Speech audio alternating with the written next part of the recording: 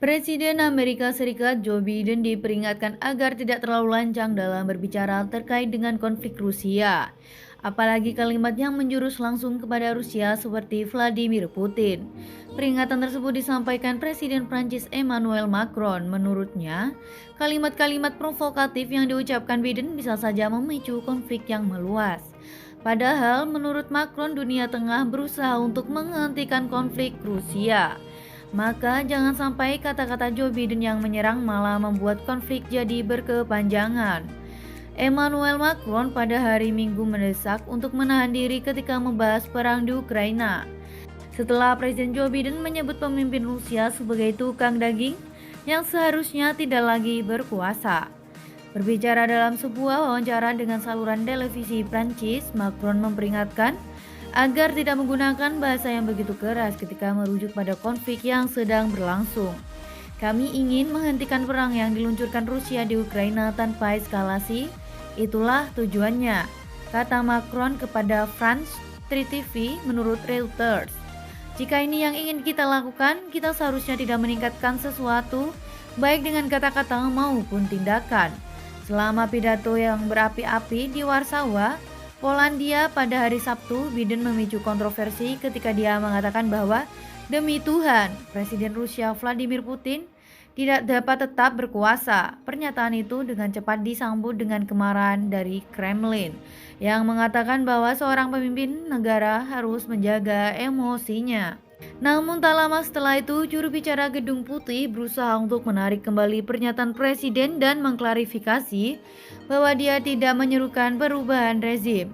Maksud Presiden adalah bahwa Putin tidak dapat diizinkan untuk menjalankan kekuasaan atas tetangganya atau wilayahnya. Kata pernyataan Gedung Putih, dia tidak membahas kekuatan Kata pernyataan Gedung Putih, dia tidak membahas kekuatan Putin di Rusia ataupun perubahan rezim. Beberapa anggota parlemen Republik di Amerika Serikat mengkritik Biden atas komentarnya. Dengan perwakilan Ohio, Jim Jordan menyebutnya pemicu perang, sementara Senator Indiana Jim Risch mengatakan itu adalah kesalahan yang mengerikan. Yang lain termasuk Grandmaster catur Rusia Garry Kasparov sebaliknya memuji Biden atas pernyataannya dan mengatakan Gedung Putih seharusnya tidak mendukung klaim tersebut. Macron juga mengatakan pada hari Minggu bahwa dia berusaha untuk mengadakan lebih banyak pembicaraan dengan Putin dalam beberapa hari mendatang.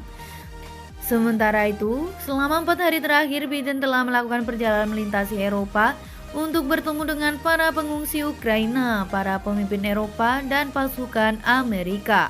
Selama perjalanannya, Presiden berulang kali menegaskan bahwa Barat tetap bersatu dalam berdiri dengan Ukraina dan menantang invasi Rusia. Jangan ada keraguan bahwa perang ini telah menjadi kegagalan strategis bagi Rusia, kata Biden dalam pidatonya pada Sabtu malam. Barat sekarang lebih kuat dan lebih bersatu daripada sebelumnya.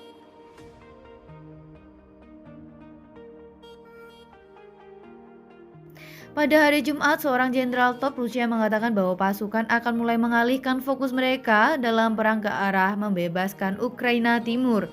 Sebagai tanggapan, Kepala Intelijen Militer Ukraina, Kirilo Budanov, mengatakan bahwa dia yakin Putin berusaha untuk membagi negara itu menjadi dua, mirip dengan pembagian Korea Utara dan Selatan setelah Perang Dunia Kedua. Budanov menambahkan bahwa tentara Ukraina akan menggunakan perang gerilya dan dengan keras melawan pasukan Rusia untuk mencegah hal itu terjadi.